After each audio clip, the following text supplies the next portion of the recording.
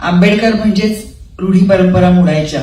त्याच्यामुळे बहुतेक त्यांनी त्यांची जी परंपरा आहे ती फक्त कवींनाच स्टेजवरती बोलवायचं ती जरा आज मोडलेली दिसते.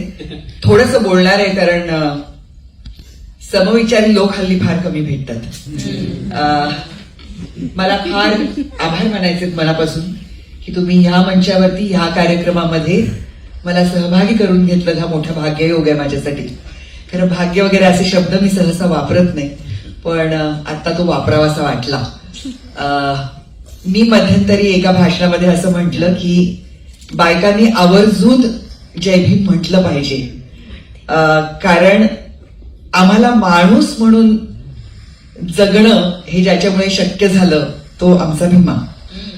तर त्याचा उद्गार तर केलाच पाहिजे, त्याचा जय जयकार तर केलाच पाहिजे असं मी म्हटलं.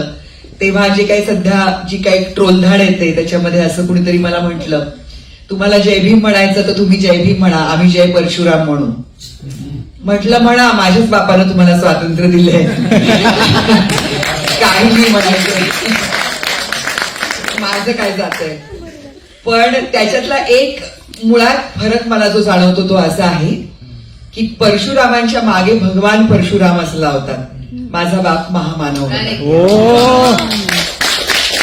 आणि दुसरी गोष्ट अशी आहे की परशुरामाचा झालेला एक अपमान ह्याच्यासाठी तो अख्खी पृथ्वी निक्षत्रिय करणार होता, आणि जे त्यांनी बरेचदा केलं.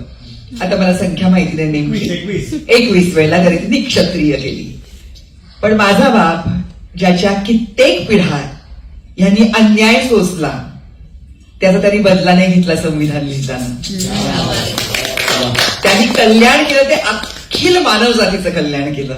त्याच्यामुळे तो महामानव आणि त्याच्यामुळे तो मला वंदनीय, त्याच्यामुळे मी त्याची फॅन, त्याच्यामुळे तो माझा प्रियकर, माझा बाप, माझा सखा, सर्व काही.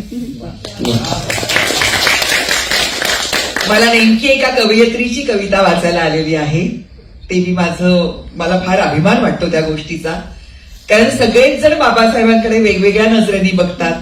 माझ्याबद्दलची एक छोटीशी गोष्ट सांगायची ती म्हणजे बापाला आपली कूस दिलेली मी एकमेव असेन.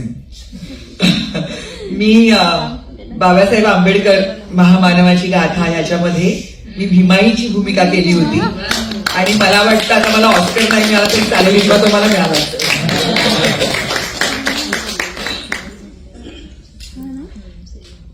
बाबासाहेब, कोसळत जाव्यात भिंती आणि उभारलेले तट, म्हणून जाळलीस तू विद्वेषाची उधई लागलेली पानं. कोसळत जाव्यात भिंती आणि उभारलेले तट, म्हणून जाळलीस तू विद्वेषाची उधई लागलेली पानं, आणि दिलंस देशाच्या हातात 14 तळ्यातल्या नितळ पाण्यासारखं स्वच्छ नितळ पान. आमच्या गर्भात लपलेल्या अर्भकाला अलगद काढायला लावलंस बाहेर जातीच्या दुलईतून, आणि रोखलंस आम्हाला जातीचं प्रवेशद्वार होण्यापासून. तू दाखवलास आम्हाला आमच्या हक्काचा पाणवठा, आणि भरायला लावलीस घागर स्वातंत्र्याच्या गाण्यानं फेसाळणाऱ्या पाण्यानं. बाईचा मान राखण्याची ताकीद दिलीस सत्तेच्या माजानं लडबडलेल्या पुरुषाला, आणि आणलंच तिला प्रकाशाने भरलेल्या सभामंडपात. रक्ताचा नाही पण पाठचा भाऊ झालास प्रत्येक बाईचा. रक्ताचा नाही पण पाठचा भाऊ झालास प्रत्येक बाईचा. बळ देतोस तिच्या हाताला तेव्हा आपोआपच पाय मोकळे होतात बेड्यातून परंपरेच्या, आणि शरीर होतं पिसासारखं हलकं फुलकं. उडू लागतं आभाळाच्या वर असलेल्या हक्काच्या अवकाशात. माणसाचं मन जाणणाऱ्या तुझ्या मनात बसली सगळी माणसं.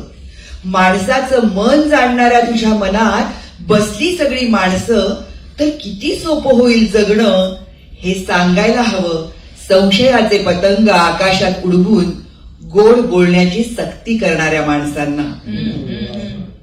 माणसाचं मन जाणणाऱ्या तुझ्या मनात बसली सगळी माणसं, तर किती सोपं होईल जगणं हे सांगायला हवं संशयाचे पतंग आकाशात उडवून गोड बोलण्याची सक्ती करणाऱ्या माणसांना.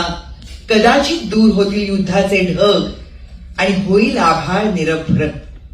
कदाचित दूर होतील युद्धाचे ढग आणि होईल आभाळ निरभ्र. त्या दिवसासारखं ज्या दिवशी ठेवला होतास तू ह्या देशाच्या हातात संविधानाचा दिवा. बाबासाहेब आंबेडकर नावाचं एक सूक्त मी जपून ठेवलंय माझ्या आत.